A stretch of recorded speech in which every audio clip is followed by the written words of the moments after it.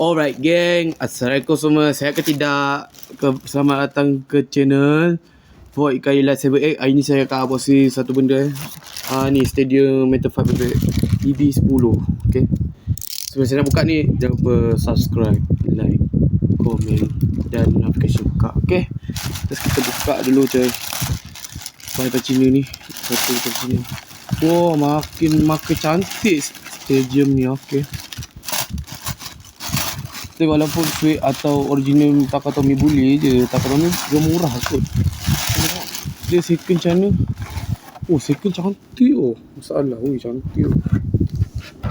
Tapi walaupun dia tak keras sangat, dia level nanti saya buat tutorial untuk taperkan dia. Okay, itu saja video kali ni. Kita akan test stadium ni. Okay, jap. 3, 2, 1, okay, oh nice. Lawan dengan Crystal Tempo. Okay.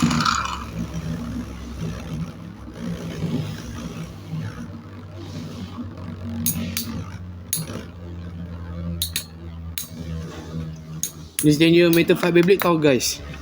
BB10.